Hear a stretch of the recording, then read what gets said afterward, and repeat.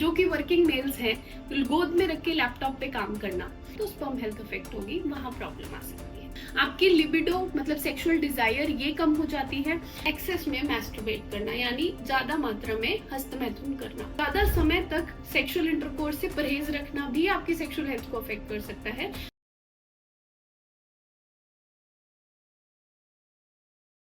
Pregnancy के लिए try कर रहे हो पर कंसीव नहीं हो पा रहा, अब ऐसे केसेस में ज्यादातर जगह ब्लेम फीमेल पार्टनर यानी बहू पे, बीवी पे डाल दिया जाता है कि इसमें कोई कमी होगी।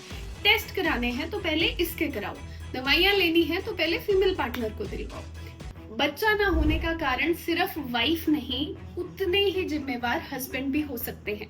स्पर्म का नंबर कम होना, स्पर्म की क्वालिटी खराब होना या डेड स्पर्म्स होना, ये बहुत कॉमन कारण है बच्चा ना होने के। और सरप्राइजिंग बात बताऊं, डेली रूटीन में कुछ एक ऐसी गलतियां आप कर रहे हो सकते हो, मोस्टली लोग करते हैं, जो आपकी स्पर्म हेल्थ को खराब कर सकते हैं।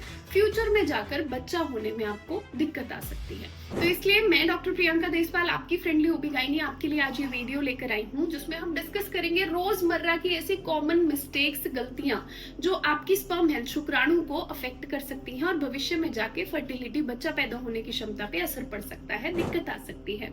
और ये अगर आप प्रेगनेंसी प्लान कर रहे हो तो ये गलतियां आपने आज से ही बंद कर देनी है।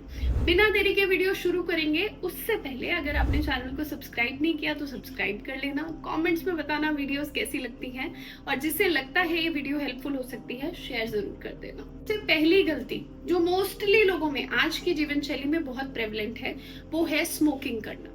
स्मोकिंग या धूम्रपान करना स्पर्म हेल्थ को बहुत बहुत सिवियरली अफेक्ट कर सकता है, स्पेशली अगर आप लंबे समय से स्मोकिंग कर रहे हैं, बिकॉज ये स्पर्म की आगे बढ़ने की क्षमता को, मोटिलिटी को एंड लंबे समय में काउंट्स को भी अफेक्ट करता है।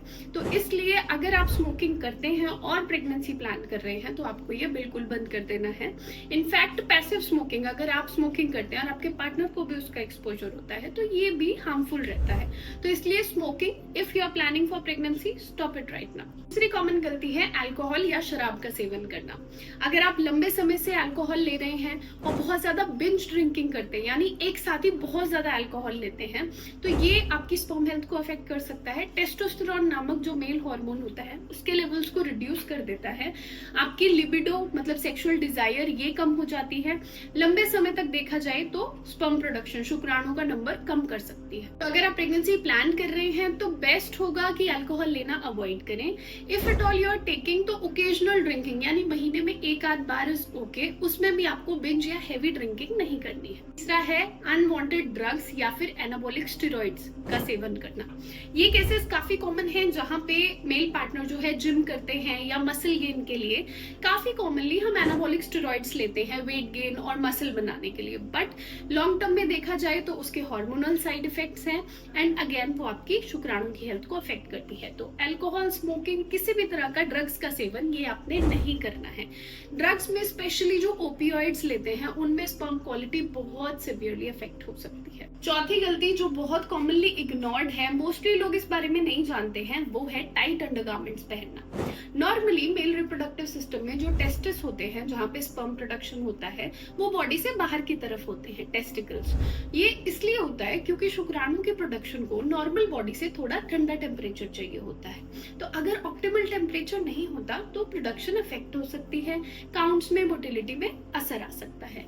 इसलिए अगर आप लंबे समय तक बहुत ही टाइट अंडरगारमेंट्स पहनते हैं तो टेस्टिकल्स अपलिफ्टेड रहेंगे, जिसके कारण टेम्परेचर मेंटेन नहीं होगा और आपकी स्पर्म हेल्थ अफेक्ट हो सकती है।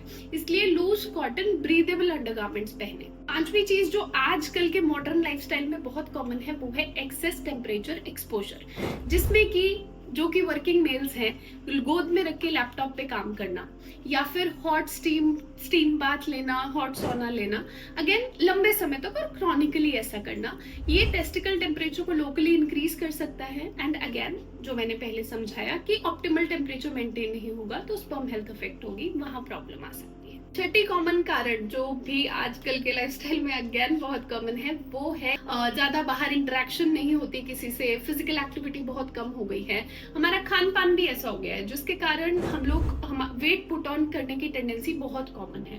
तो जब ज्यादा वेट होता है, ओबेसिटी अपने साथ में परफॉर्मेंस एंजाइटी, इरेक्टाइल डिसफंक्शन, ये सारी चीजें कर सकती है एंड अगेन ये आपके कंसीव करने के चांसेस को कम कर सकता है। सातवीं गलती है एक्सेस में मैस्टरबेट करना, यानी ज्यादा मात्रा में हस्तमैथुन करना।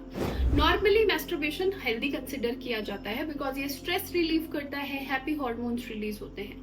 बट अगर डेली एक एक दिन में मल्टीपल टाइम्स मैस्टरबेशन किया जाए तो वो आपकी सेक्सुअल हेल्थ को अफेक्ट कर सकता है। If you are addict to that, या आपको लगता है कि आप बार बार ऐसा करें, you can not help it, तो please seek medical professional advice. But excess में मैस्टरबेशन आपकी स्पर्म हेल्थ को अफेक्ट कर सकता है। एंड इसके साथ ही प्रोलॉन्ग एब्स्टिनेंस यानी ज्यादा समय तक सेक्सुअल इंटरकोर्स से परहेज रखना भी आपकी सेक्सुअल हेल्थ को अफेक्ट कर सकता है। सो एक नॉर्मल फ्रीक्वेंसी मेंटेन रखनी चाहिए।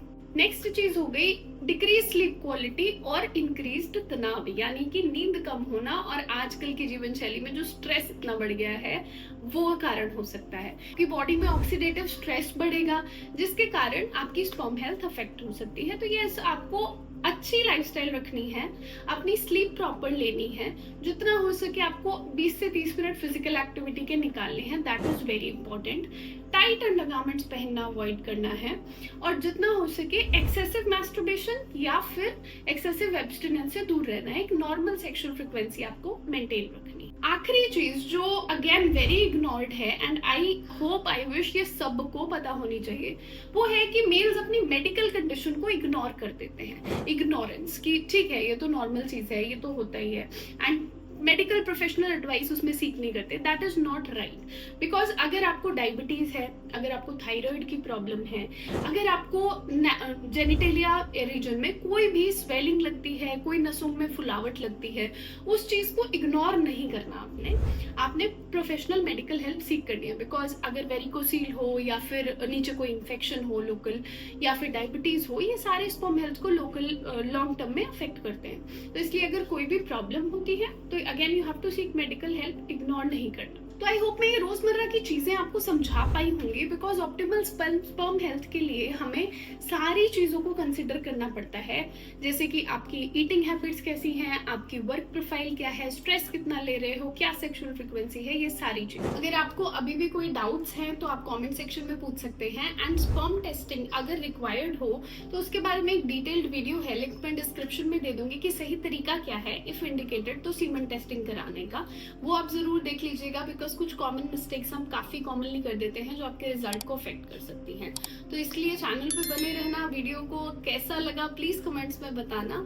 तब तक के लिए मैं मिलूंगी आपसे अगली वीडियो में। धन्यवाद।